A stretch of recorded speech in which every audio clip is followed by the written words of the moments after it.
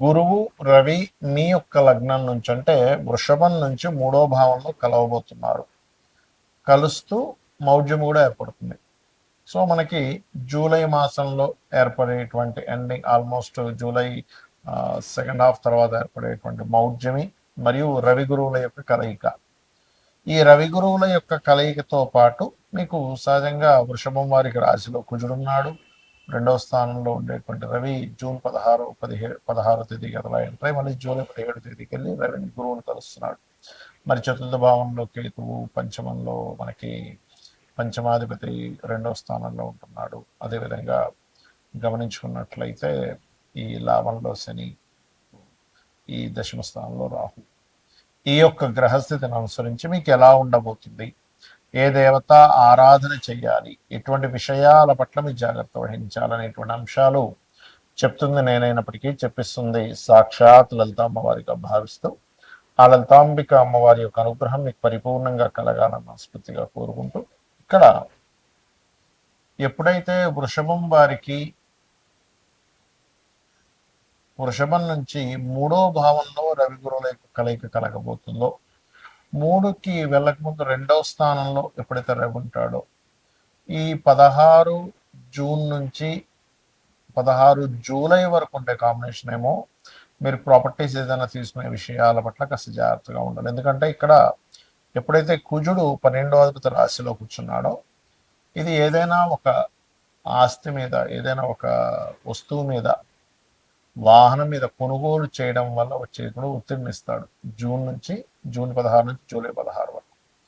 July 16 నుంచి ఎప్పుడైతే రవి గురువుల యొక్క కలయిక ఉందో, ఇది ఒక రకంగా చెప్పాలంటే కొన్ని గవర్నమెంట్ సంబంధించిన వర్క్లు అవ్వడానికి, కొంత మీ మాటకి విలువ పెరగడం కూడా జరుగుతుంది. కానీ మౌఢ్యమి సమయంలో మాత్రం ఎట్టి పరిస్థితుల్లోని అగ్రిమెంట్స్ అనేవి అస్సలు చేయకండి.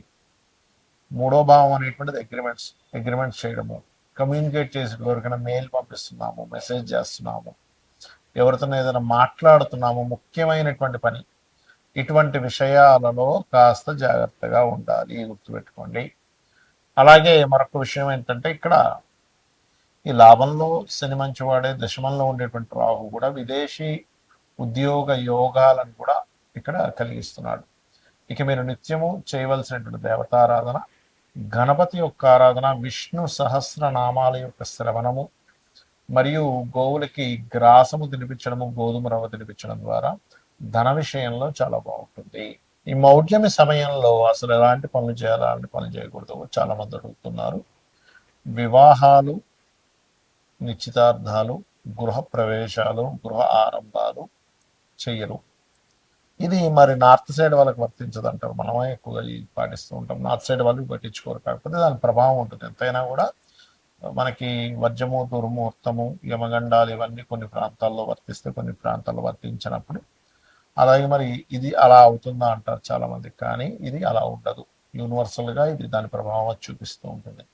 కాబట్టి నార్త్ వాళ్ళు కూడా ఇది పాటించాలి. వాళ్ళు పాటించట్లేదు కానీ పాటించాలి, అక్కడ నివసించే వాళ్ళు కూడా. ఎందుకంటే మనం చూడండి, ఇప్పుడు రాహుకాలం ఉంది, ఇక్కడ పాటిస్తున్నారు చాలా మంది తెలియదు.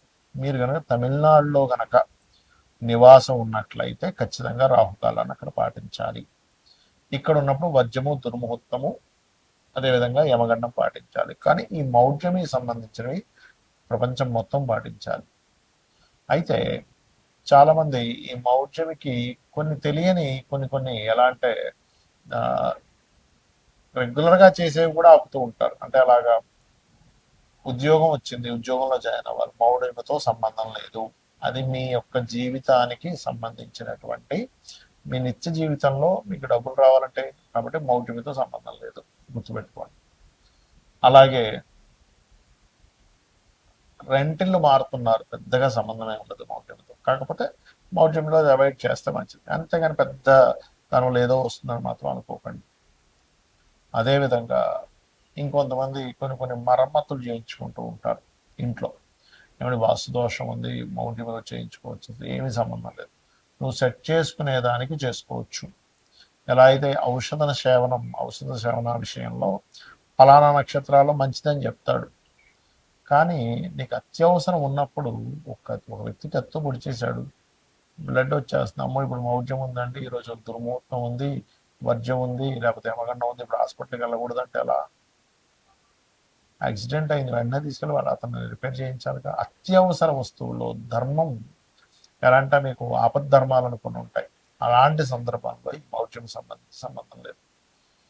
అలాగే మరొక విషయం ఏంటంటే, ఇప్పుడు నేను మీకు ఇందాక ఒక్కొక్క రాశి వాళ్ళకి మీకు చెప్తూ వచ్చా ఈ మౌఢ్యమి సంబంధించిన విషయం. మేషం వారికి ఈ ప్రాపర్టీ విషయంలోని, వృషభం వారికి అగ్రిమెంట్స్ అని, మిథునం వారికి ధన విషయంలోని, కర్కాటకం వారికి అప్పుల విషయంలోని, లేకపోతే వాళ్ళు ఏదైనా స్ట్రక్ అవ్వడం అని, సింహం వారికి ఇన్వెస్ట్మెంట్స్ అని, కన్య వారికి బిజినెస్ రిలేటెడ్, తుల వారికి జాబ్ సంబంధించిన, మరియు అదేవిధంగా వృచ్చికం వారికి దూర ప్రాంతాలు అండ్ ఉపనయనాథ సంస్కారాలు, ధనస్సు వారికి ఏమో షేర్ మార్కెట్ అండ్ ఇన్సూరెన్సెస్, మకరం వారికేమో వివాహ సంబంధించిన, మరియు ఈ కుంభం వారికేమో మన ఏదైతే ఇందాక చెప్పుకున్నామో ఈ అప్పులు ఇవ్వడం తీసుకోవడం, జాబ్ సంబంధించిన, మరియు అదేవిధంగా శత్రుత్వాల విషయంలో మీనం వారికి సంతాన సంబంధించి. ఎందుకు అంటే వాళ్ళ లగ్నం నుంచి ఆ భావం ఆ స్థానం అవుతుంది.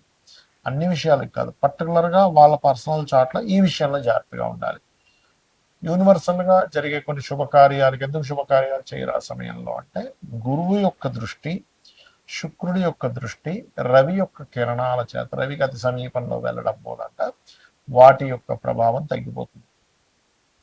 వాటి ప్రభావం ఎప్పుడైతే గురువు ప్రభావం తగ్గిపోయిందో అక్కడ కలిగేటువంటివి ఏమిటి, యూనివర్సల్గా జరిగేవి ఏమిటి, బంగారం యొక్క ధర సంబంధించిన విషయంలో బాగా డౌన్ఫాల్ అవ్వడం ఆ సమయంలో, ఇంకా విచిత్రంగా ఫ్లక్చువేట్ అవ్వడం ధరల విషయంలో జరుగుతుంటుంది అనమాట ఆ టైంలో పర్టికులర్గా. అలానే మీరు చాలామంది ఏంటంటే, నేను చాలాసార్లు చెప్పాను, 1 year నుంచే చెప్తున్నాను, బాగా పెరుగుతుంటుంది, తగ్గుతూ ఉంటుంది, తగ్గుతూ 50 సార్లు అయినా జరుగుతుంది, డోంట్ వరీ అని. ఇక్కడ చాలామంది చేసే మిస్టేక్ ఏంటంటే, వాళ్ళ జన్మజాతకాలలో రవి గురువులు పాడైపోయి ఉంటే తెలియక వాళ్ళు బంగారంలో ఇన్వెస్ట్మెంట్ చేస్తున్నారు. దానివల్ల తెలియకుండా హైలో ఉన్నప్పుడు కొనడం, తగ్గినప్పుడు అమ్మడం జరుగుతుంది. కాబట్టి నేను చెప్పేది ఒకటే గుర్తుపెట్టుకోండి, ఈ బంగారం విషయంలో కూడా ఈ మౌఢ్యమే ఫ్లక్చువేషన్స్ని ఇస్తుంది, రవి గురువుని కంబస్ చేయడం వల్ల. అదేవిధంగా మరొక విషయం ఏంటంటే, ఇది జల సంబంధించిన విషయాలు, సునామీలు ప్రపంచవ్యాప్తంగా కొన్ని, ఈ ఆరోగ్య సంబంధించిన విషయంలో కూడా దీని యొక్క ప్రభావం పెరగనుంది ఈ కంబస్ట్ వల్ల. కాబట్టి అందరూ కూడా కాచి చల్లార్చిన నీటిని తాగండి, మరియు కాస్త నీటి ప్రాంతాల దగ్గరగా ఉండే వాళ్ళు కాస్త దూరంగా ఉండండి. అదేవిధంగా ఇది ఒక రకంగా చెప్పాలంటే ఒక జీవాత్మ సంయోగం అంటూ ఉంటారు. ఎవరికైనా ఈ కాంబినేషన్ ఉన్నప్పుడు వాళ్ళకి ఇంట్యూషన్స్ కూడా బ్రహ్మాండంగా పనిచేస్తాయి చెప్పాలంటే.